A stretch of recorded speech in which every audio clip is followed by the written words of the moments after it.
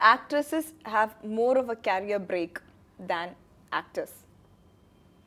Yeah, maybe. I think ഒരു female ആക്ട്രസിന് survival chances കുറേ കൂടി കൂടുതലാണ് then A new coming actor. ഒരു ആൺകുട്ടിക്ക് സ്ട്രഗിൾ കൂടുതലാണ്. ബിക്കോസ് അവൻ വരുന്നത് ഒരു ഹീറോ ആവാനാണ്. ഒരു ഹീറോയിൻ ആവാൻ കുറച്ചും കൂടി ഈസിയാണ്. ബിക്കോസ് അവർക്ക് ഒരു നായിക വേണം. ഓക്കെ, ഇപ്പൊ എന്നെ വിളിച്ചു, ഭാവനയ്ക്ക് ഡേറ്റ് ഇല്ല, ഓക്കെ അടുത്ത ആളാരാണ്, അവർക്ക് ഡേറ്റ് ഇല്ല, ഓക്കെ അടുത്ത ആളാണ്. So there is always A possibility four A heroine. ഒരു നടി വേണം അവർക്ക്. ഭയങ്കരമായിട്ടുള്ള ഒരു പെർഫോമിംഗ് ക്യാരക്ടർ അങ്ങനെ ഇങ്ങനെയൊക്കെ വരുമ്പോഴാണ് അവർ കുറച്ചൊരു എക്സ്പീരിയൻസ്ഡ് ആയിട്ടുള്ള ആക്ടേഴ്സിനെ പോകുന്നത്. അതല്ല ഇപ്പൊ ഒരു ഹീറോയിൻ വേണം, വെറുതെ പ്രേമിച്ചാൽ മതി, കുറച്ച് റൊമാൻസ് അത് ഇതൊക്കെ ഈസിലി കിട്ടും നമുക്ക് ഇഷ്ടം പോലെ. കേരള ഐ തിങ്ക് ഒരുപാട് സുന്ദരികളായ പെൺകുട്ടികളുണ്ട്. സോ അതൊക്കെ കിട്ടാൻ വളരെ എളുപ്പമാണ്. പക്ഷെ നടൻ എന്ന രീതിയിൽ നോക്കുമ്പോൾ കുറച്ച് ബുദ്ധിമുട്ടാണ്. Comeback of an actor is well received than an actress. It's not entirely true. ഇപ്പോ ഫോർ എക്സാമ്പിൾ മഞ്ജു വാര്യറിനെ പോലെ ഒരു ആക്ട്രസ് തിരിച്ചു വന്നത് ഇവിടെ വലിയ സെലിബ്രേഷൻ തന്നെയായിരുന്നു. സോ അതുപോലെ പിന്നെ അങ്ങനെ ഒരു നീണ്ട ഇടവേള ആക്ടേഴ്സ് അധികം എടുക്കുന്നില്ല. Actors are always there. അവർ അഭിനയിച്ചുകൊണ്ടേ ഇരിക്കുന്നുണ്ട്. നടിമാർ കല്യാണം കഴിഞ്ഞ് പോയി ഒരു പക്ഷെ എനിക്ക് തോന്നുന്നു ഇപ്പൊ സംയുക്ത ചേച്ചിനെ പോലെയൊക്കെ ഒരു നടി തിരിച്ചു വരാന്ന് പറഞ്ഞാൽ ആൾക്കാർ വിൽ ബി ലൈക്ക്. പക്ഷെ അവർ ഒരു സിനിമ കൂടുതലും കാണുന്നത് ഒരു സിനിമയിലെ 2 സിനിമയിൽ വിജയിച്ചു കഴിഞ്ഞാലും അവർക്ക് നിലനിൽപ്പിന് ഒരു ഇഷ്യൂ ഉണ്ട്. ആഫ്റ്റർ കമ്മിങ് ബാക്ക് ഉണ്ടാവുമായിരിക്കും. കാരണം അത് അവരുടെ ഒരു പ്രായത്തിനനുസരിച്ചുള്ള ക്യാരക്ടേഴ്സേ നമുക്കിപ്പോൾ ഇവിടെ ഈ മെറിൽ സ്ട്രീപ്പും ഒക്കെ ചെയ്തുകൊണ്ടിരിക്കുന്നത് പോലത്തെ 40ലും അല്ലെങ്കിൽ 50+ ഒക്കെ നായികമാർക്ക് ചെയ്യാനുള്ള ക്യാരക്ടേഴ്സ് ഉണ്ടെങ്കിലല്ലേ ചെയ്യാൻ പറ്റുള്ളൂ. അപ്പൊ ഇപ്പോഴും ഇവിടെ ഒരു എന്താ പറയാ വളരെ സീനിയർ ആയിട്ടുള്ള ആക്ടേഴ്സ് പോലും യങ് ഹീറോയിൻസിനെ ഡിമാൻഡ് ചെയ്യുമ്പോൾ ചിലപ്പോൾ അത് ബുദ്ധിമുട്ടായിരിക്കും. പക്ഷെ ഒരു കംബാക്ക് മേ ബി ഒരു 1 മൂവി ഓർ 2 നല്ലൊരു റിസപ്ഷൻ ആയിരിക്കും. ഡെഫിനറ്റ്ലി. കേട്ട ഒരു വാർത്തയാണ്. ഓക്കെ, ബോളിവുഡിൽ ഇമ്രാൻ ഹാഷ്മിയോടൊപ്പം ആക്ട് ചെയ്യാൻ ഭാവനയെ വിളിച്ചിരുന്നു. അത് കുറെ കാലം മുമ്പാണ്. എനിക്കൊരു ഓഫർ വന്നിട്ടുണ്ടായിരുന്നു വിത്ത് ഇമ്രാൻ ഹാഷ്മി. അവര് ഒരു കാസ്റ്റിംഗ് ഏജൻസിയാണ് വിളിച്ചത്. അവർ പറഞ്ഞു പിന്നെ ഞങ്ങള് കുറച്ച് ഡീറ്റെയിൽസ് അയച്ചു തരാം, അങ്ങനെ ഇങ്ങനെ ഒരു 2-3 ദിവസം കുറച്ച് ഒരു ടോക്കും കാര്യങ്ങളൊക്കെ ഉണ്ടായിരുന്നു. സോ അവർ പറഞ്ഞു മുംബൈയിൽ വരൂ, അതാണ് ഇതാണെന്നൊക്കെ.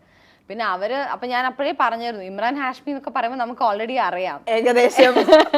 അതെ, അപ്പൊ ഞാനിങ്ങനെ ചോദിച്ചു അല്ല എങ്ങനെയായിരിക്കും ക്യാരക്ടർ അങ്ങനെ. അപ്പൊ അവര് കുറച്ച് റെഫറൻസ് അയച്ചു തന്നപ്പോഴത്തേക്കും ഞാൻ ഗ്ലാമറിന് അഗെയിൻസ്റ്റ് ആയിട്ടുള്ള ഒരാളല്ല. എന്റെ ബോഡി സൂട്ട് ആവുന്ന എനിക്ക് കംഫർട്ടബിൾ ആയിട്ടുള്ള കോസ്റ്റ്യൂംസ് ഞാൻ എപ്പോഴും ഇടാറുണ്ട്.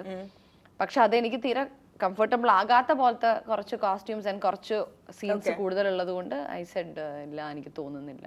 തൃശ്ശൂരിനെ കുറിച്ച് 5 സെന്റൻസിൽ പറയണം. തൃശ്ശൂർ നമ്മുടെ സാംസ്കാരിക തലസ്ഥാനമാണ്. പൂരങ്ങളുടെ പൂരമായ തൃശ്ശൂർ പൂരം അവിടെയാണ്. പിന്നെ തൃശ്ശൂർ ഭാഷയിൽ പറ. അയ്യോ, തൃശ്ശൂർ ഭാഷയിലൊക്കെ പറഞ്ഞ കുഴപ്പമായിരിക്കും. ഇപ്പൊ എന്റെ തൃശ്ശൂർ ഭാഷ ടച്ചൊക്കെ. തൃശ്ശൂർ ഭാഷ വളരെ ഫേമസ് ആണ്. പിന്നെ എനിക്ക് തോന്നുന്നു ലോകത്തിലെ തന്നെ ചിലപ്പോൾ ആകെയുള്ള ഒരു സിറ്റി ആയിരിക്കും. നടുക്കൊരു അമ്പലത്തിന് ചുറ്റിയൊരു സിറ്റിയാണ് തൃശ്ശൂർ, വടക്കുന്നാഥൻ. അപ്പോൾ അതൊരു പ്രത്യേകതയായിട്ട് എനിക്ക് തോന്നാറുണ്ട്. തൃശ്ശൂർ ഒരു പടത്തിന്റെ റിപ്പോർട്ട് ഓക്കെ ആണെങ്കിൽ എല്ലായിടത്തും ഓക്കെ ആണെന്ന് ഞാൻ കേൾക്കാറുണ്ട്. ആണോ? അതെന്താണെന്ന് എനിക്കറിയില്ല. തമിഴ് ഇൻഡസ്ട്രി കണ്ടുപഠിക്കേണ്ട ഒരു കാര്യം പേയ്മെന്റ്. പറയുന്ന കേട്ടില്ലേ, പേയ്മെന്റ്. നല്ല പേയ്മെന്റ് ആണ്. പിന്നെ ഇങ്ങനെ ഓടിച്ച് വർക്ക് ചെയ്യലില്ല. രാവിലെ ഒരു 9 to 6. അതിപ്പോ മലയാളം ഒഴികെ ബാക്കി എല്ലായിടത്തും 9 to 6 ആണ് ഷൂട്ടിംഗ് ഉണ്ടാവുക. നൈറ്റ് ഷൂട്ടിംഗ് ഒരുപാട് പോയി കഴിഞ്ഞാൽ പിറ്റേ ദിവസം അധികം ഷൂട്ട് ഉണ്ടാവില്ല. അങ്ങനെ ഒരു ആക്ടേഴ്സിനും ഒരു റെസ്റ്റ് കൊടുത്ത് അവരെ കൂടുതൽ കെയർ ചെയ്തിട്ട് വർക്ക് ചെയ്യുന്നുണ്ട് ബാക്കി തമിഴ് തെലുങ്കൊക്കെ. മീര നന്ദൻ, ഭാവന ആൻഡ് രമ്യ നമ്പീശൻ, അത് 3 മസ്കറ്റേഴ്സ്. ഓക്കെ, നിങ്ങൾ തമ്മിലുള്ള ഏറ്റവും കോമൺ ക്യാരക്ടേഴ്സ് എന്തൊക്കെയാണ്? മൂന്ന് പേരും 3 രീതിയിലാണ്. എനിക്ക് കൂടുതൽ കോസ്മെറ്റിക്സിനോടും ഡ്രസ്സിനോടൊക്കെ ഒരുപാട് ഇഷ്ടമുള്ള ആളാണ്. മീര കൂടുതലും കുറച്ച് സോഷ്യൽ നെറ്റ്വർക്കിംഗ് അങ്ങനെയൊക്കെ കുറച്ച് ഇഷ്ടമുള്ള ആളാണ്. രമ്യ കൂടുതലും ഈ എന്താ പറയാ പാട്ട് അവള് ആക്ട്രസ് ആണെങ്കിലും അവൾക്ക് കൂടുതൽ പാട്ട് പാടാനും ഒക്കെയാണ് ഇഷ്ടം. 3 പേരും 3 രീതിയിലാണ്. ഫ്യൂച്ചർ പ്രോജക്ട്സ് എന്തൊക്കെയാണ്? ഇപ്പോൾ ഹലോ നമസ്തേയുടെ പോസിറ്റീവ് റിവ്യൂസ് കേട്ട് അതൊരു കൊച്ചു പടമാണ്.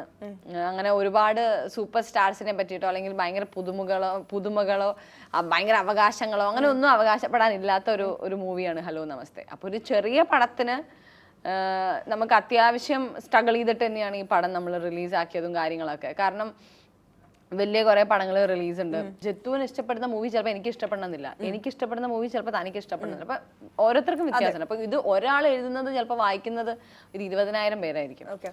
അപ്പൊ അങ്ങനെയൊക്കെ ഒരുപാട് ബുദ്ധിമുട്ടുകളും കാര്യങ്ങളൊക്കെ. പക്ഷെ തിയേറ്ററിൽ പോയി കണ്ട ആൾക്കാർ ആരും അയ്യേ എന്ന് പറഞ്ഞിട്ട് ഇറങ്ങിപ്പോയിട്ടില്ല. എല്ലാവർക്കും ഇത് കൊള്ളാലോ, അത് എന്റർടൈനർ ആണല്ലോ എന്നുള്ളൊരു അഭിപ്രായം. ഫാമിലിക്ക് ഒരുപാട് ഇഷ്ടപ്പെടും. അപ്പൊ ഈ ഒരു കൊച്ചു പടത്തിന് ഇങ്ങനെ പോസിറ്റീവ് റിവ്യൂസ് വരുന്നതിന് ഒരുപാട് സന്തോഷം.